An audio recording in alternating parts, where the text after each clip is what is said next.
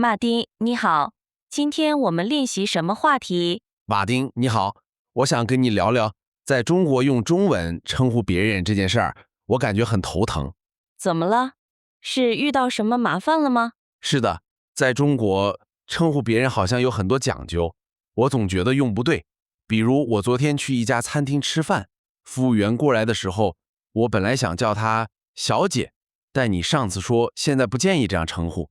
是的，现在很多场合，小姐这个称呼对年轻的服务员来说可能不太合适，容易引起误会。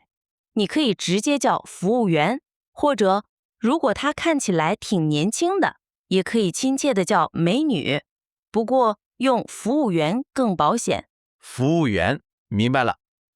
那如果是比较年长的服务员呢？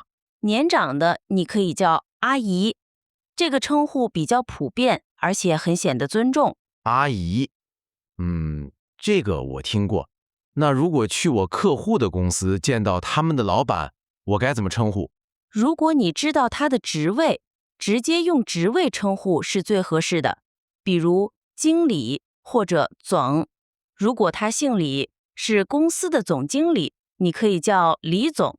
李总，好的。如果不知道职位，只是一个比较年长的，看起来很有学问的人呢？那你可以叫老师。在中国，老师不仅是学校里的老师，也是对有知识、有经验的长辈的尊称，比较通用。老师，这个我熟悉。我在学中文的时候，老师就是这么叫的。那如果是我的客户，他们的父母，我应该怎么称呼？如果是你的客户的父母，而且你和客户关系不错，可以根据他们的年龄来称呼。比如客户的父亲，你可以叫叔叔；客户的母亲，你可以叫阿姨。叔叔和阿姨，这两个我记住了。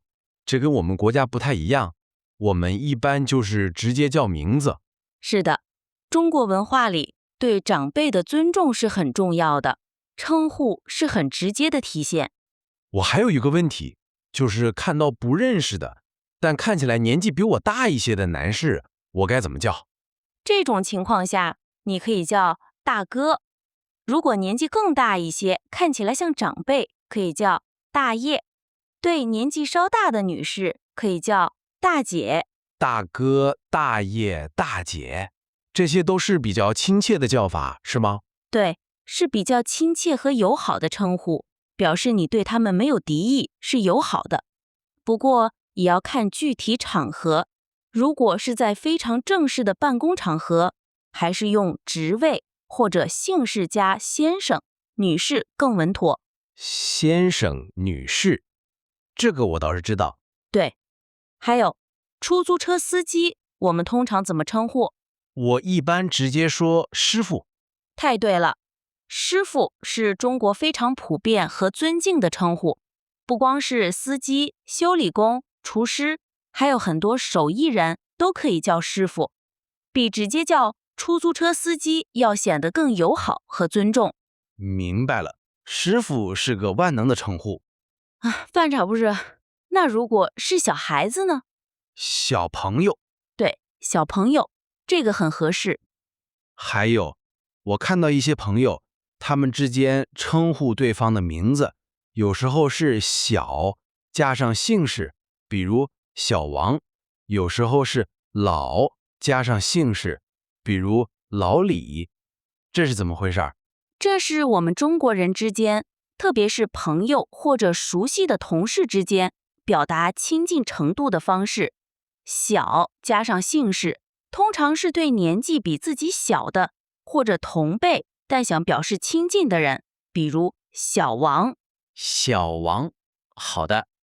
而在姓氏前面加一个老字，则通常是对年纪比自己大一些或者资格比较老的人，表示一种尊重，但又不是那么疏远，比如老李。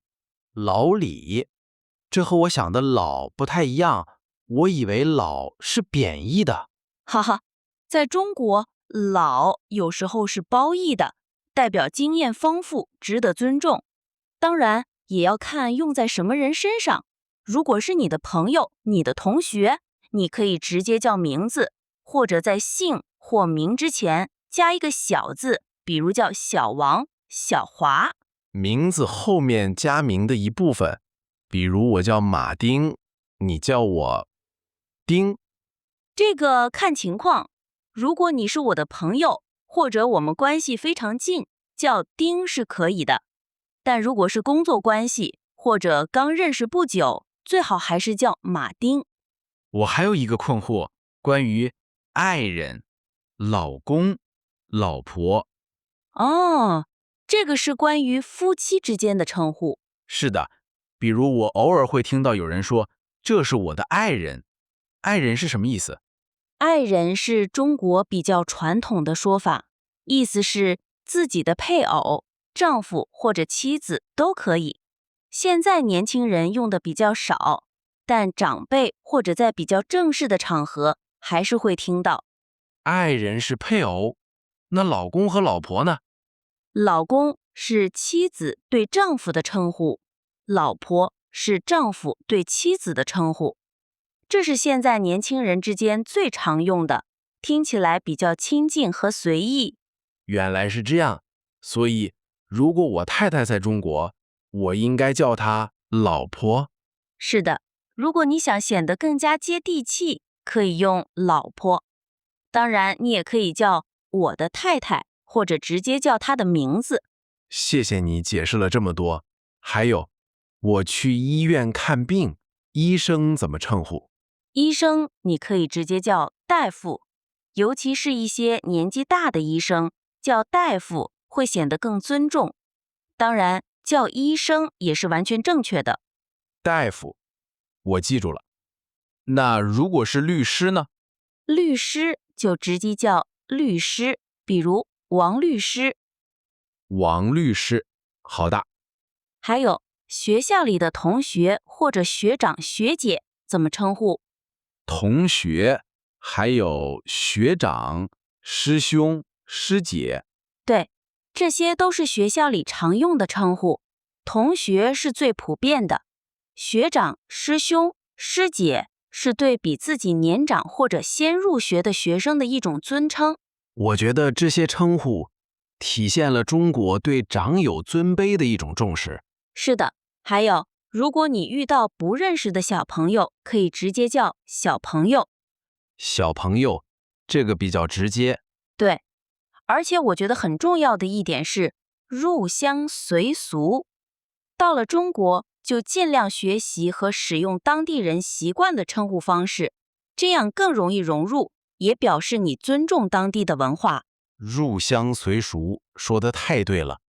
我还有最后一个问题，关于办公场合，特别是第一次和对方的副经理打交道，我应该怎么称呼？如果知道他的姓，比如他姓张，你可以叫张副经理；如果不知道，就根据他当时的职位来。张副经理，明白了。我之前有时候会担心说错称呼会不会让对方不高兴。很多时候，对方会理解你是外国人，会比较宽容。不过，你主动去学习和尝试，他们会觉得你很用心，反而会很高兴。谢谢你，王芳，你真是我的中文和中国文化的百科全书。哈哈，哪里？我也是在跟你交流的过程中，自己也有很多收获。对了，下次你去餐厅，可以试试我今天教你的称呼。我一定会的，而且我回去也会练习一下。比如跟朋友交聊天的时候，我可以用老公、老婆。啊，这个要看你的太太是否习惯哦。放心，他会很开心的。